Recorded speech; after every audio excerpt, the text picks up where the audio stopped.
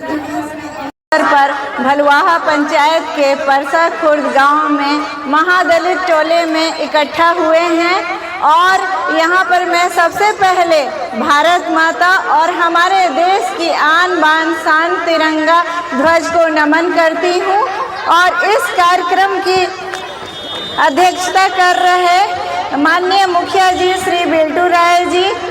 मंच संचालन कर रहे श्री मुकेश शाह जी, पूर्व मुखिया जी श्री जय किशोर शाह जी, श्री राम श्रेष्ठ महतो जी पूर्व मुखिया,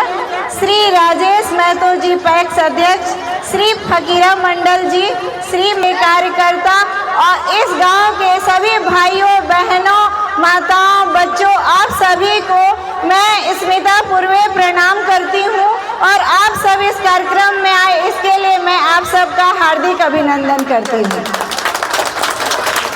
साथियों, जैसा कि आप सब जानते हैं कि ये जो 15 अगस्त है वो सिर्फ एक तारीख नहीं है, ये जो है वह दिन है जो कि हमारे अमर शहीदों ने अपना बलिदान देकर और हमें अंग्रेजों की दास्ता से मुक्ति दिलाई थी और भारत माता पे उन्होंने अपने प्राणों का बलिदान हंसते हंसते अपने प्राण न्यौछावर कर दिए थे। इसलिए हम आज सभी भारत माता के उन वीर सपूतों को नमन करते हैं और हमेशा उनकी कुर्बानी को हम याद रखेंगे, ये हम स्मरण करते हैं। और मैं ये कहना चाहती हूँ कि हमारी आज़ादी के लिए जाने कितने वीर हैं, बहुतों का तो नाम हम जानते हैं लेकिन बहुत ऐसे वीर हैं जिन्हें हम जानते भी नहीं हैं, तो उन सबको भी मैं नमन करती हूँ। और हमारी आज़ादी के लिए हमारे राष्ट्रपिता महात्मा गांधी, डॉक्टर भीमराव अंबेडकर,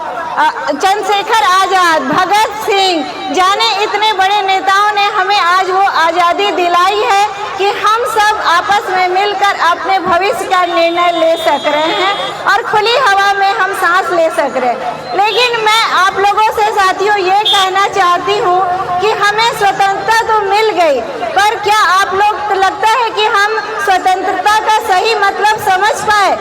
हमें जो मानसिक जो स्वतंत्रता थी अभी तक, जो हम लोगों ने, जो हमारे राष्ट्रपिता का सपना था कि सब में सामाजिक एकता हो, समानता हो, वो हमें मिल पाया है? तो नहीं, मैं कहूँगी नहीं मिल पाया है, क्योंकि आज भी अभी भी कई हिस्सों में आर्थिक पिछड़ापन है, लोगों में छूत-पात और भेदभाव की भावना है। और एक चीज़ लेकिन मैं गर्व से कहना चाहती हूँ कि मैं राष्ट्रीय जनता दल की कार्यकर्ता होने के साथ मैं एक चीज़ ये गर्व से कहती हूँ कि मैं उस पार्टी की विचारधारा से जुड़ी हूँ जिनके लिए हमेशा से सामाजिक न्याय का विचार सर्वोपरि रहा है। और जैसा कि आप सब जानते हैं कि हमारे राष्ट्रीय अध्यक्ष आदरणीय लालू प्रसाद यादव जी गरीबों के मसीहा, जिन्होंने हमेशा से ही सामाजिक न्याय की लड़ाई लड़ी है और उन्होंने गरीबों, शोषितों, वंचितों के लिए लड़ाई लड़ते हुए और उनको मुख्य धारा में उन्होंने लाने का काम किया है। लालू प्रसाद यादव जी हमेशा कहते थे कि कोई भी देश तभी आगे बढ़ सकता है जबकि उस देश का, उस समाज का जो सबसे अंतिम व्यक्ति है वो आगे बढ़ेगा, तभी कोई देश भी आगे बढ़ सकता है। और उनकी इसी विचारधारा ने, आपको मालूम ही होगा कि पहले कैसा अत्याचार होता था, गरीबों को, वंचितों को जो अधिकार दिया उन्होंने, कुर्सी पर बैठने नहीं दिया जाता था, छुआछूत की भावना रखी थी, लेकिन उन्होंने इन सबको हटाकर और सबको एक समान लाने का प्रयत्न किया और इसमें वो सफल भी रहे। और इसी विचारधारा को आगे बढ़ाते हुए हमारे माननीय आदरणीय नेता तेजस्वी प्रसाद जी ने, जो कि सामाजिक न्याय को मानते हुए उसके साथ साथ उन्होंने आर्थिक विकास को भी जोड़ा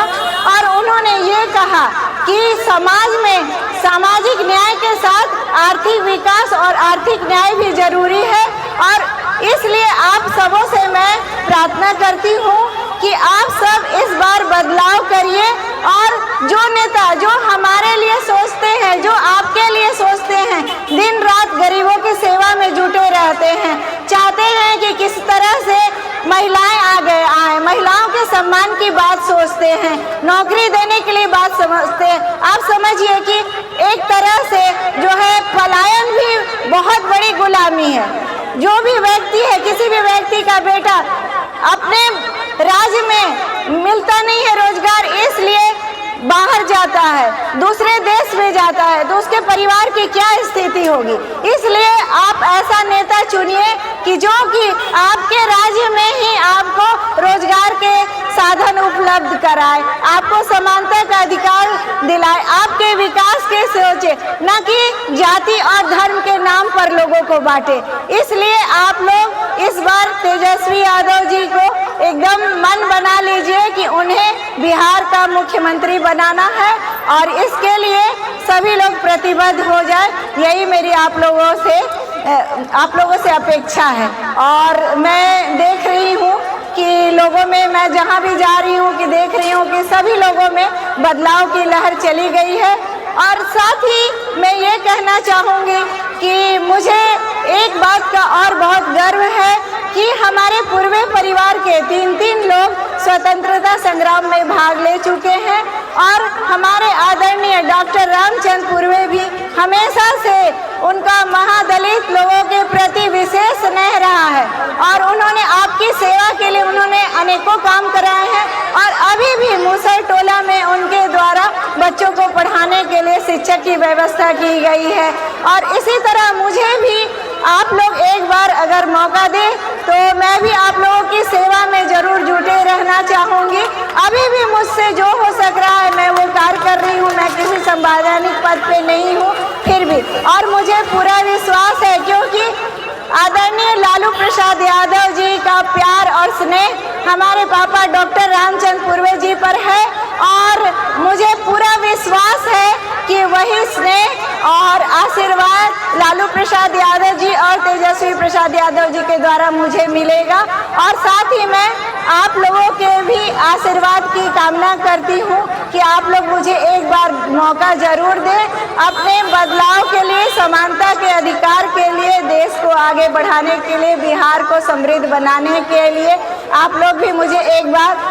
सेवा का मौका दें। मैं यही कहूँगी कि आप लोग सब बदलाव लाएं। जय हिंद, जय भारत।